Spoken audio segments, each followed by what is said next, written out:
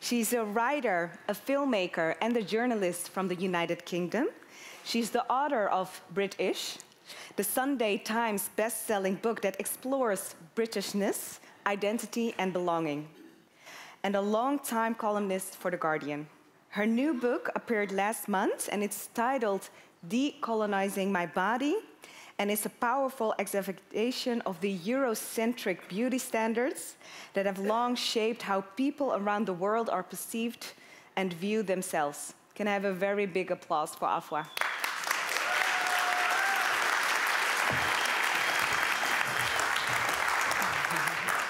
Thank you, Milka. Hello, everyone. It's a joy to be here. And thank you for everyone who came to my event when we were talking about my work, which often blends the personal with the political, the internal with the external. And I couldn't think of a more appropriate topic to bring that work to than the one we're talking about here today when we think about the African continent and about climate. And sometimes I think we, as Africans, as African diasporans, find ourselves asking that we be heard. In fact, I have spent a significant amount of my career as a broadcaster and journalist constructing very polite arguments that articulate gently why it would be very nice and thoughtful if we could be treated the same as everyone else and listened to. And now I reject that premise. I believe that as soon as we are asking nicely that we should be treated the same and listened to, we've already lost. And that's why I think there has been a change in attitude. We're not asking to be listened to now, we demand it. A lot of my work has been understanding this and unpicking why it even needs to be said. Unpicking how race was invented as a hierarchy deliberately to put Africans at the bottom and Europeans at the top. Unpicking the absurdity of this. And since Africa gave us humanity, its absolute lack of foundation in any fact. Not only did Africa give us humanity, it gave us culture that continues to change the world. It was important for me, as a young girl of mixed African and European heritage, to understand that. It was self-education that was crucial to defend myself psychologically from a society that was constantly telling me that as someone of African heritage, I was not enough. We often talk about the transatlantic slave trade, rightly, as the theft of bodies, the theft of labor, the theft of physical dignity, and the fundamental human rights that we know belong to everyone, and not just from one generation, but from many. But what I think we often forget was that the transatlantic slave trade was the theft of intellectual property on a scale unprecedented in history.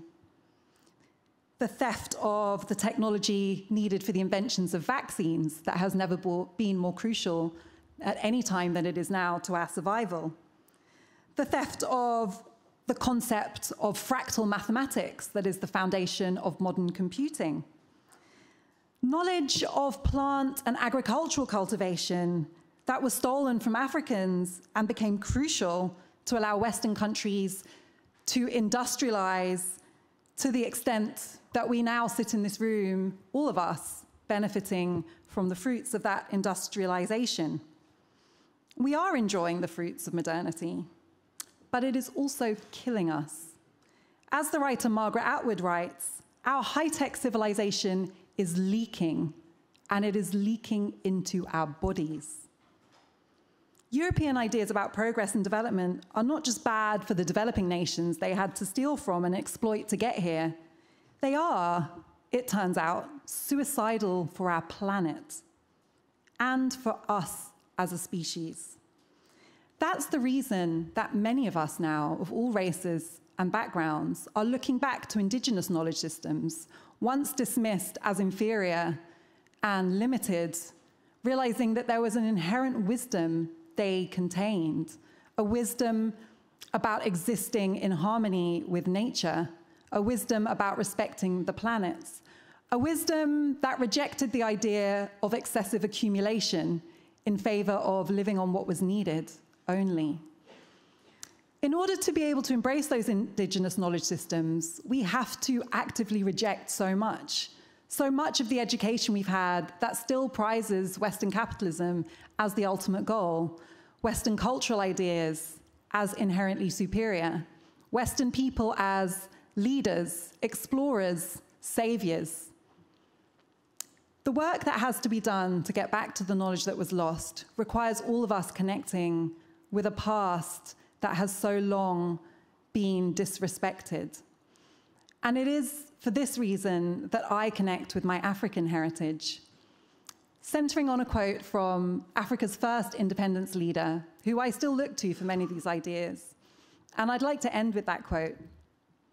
Kwame Nkrumah said, "I am not African because I was born in Africa, but because Africa is born in me." Thank you so much.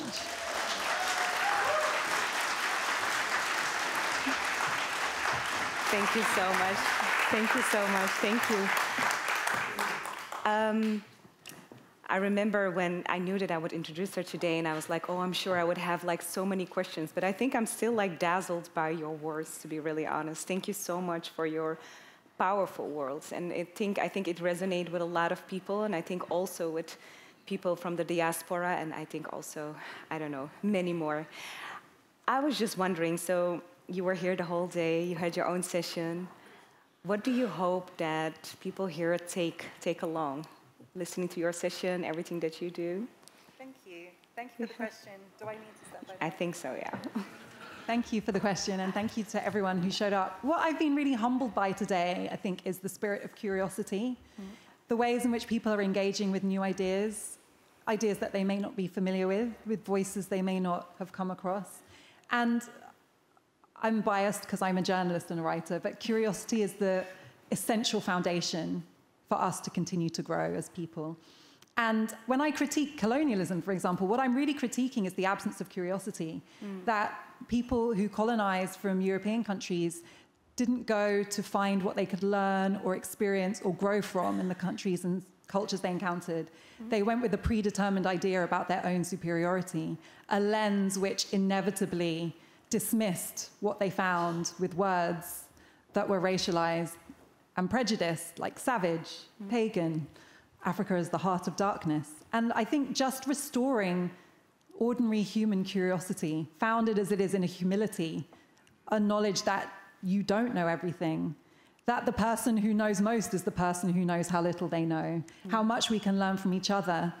It sounds like such a simple thing, but I think we've had to work so hard to get there.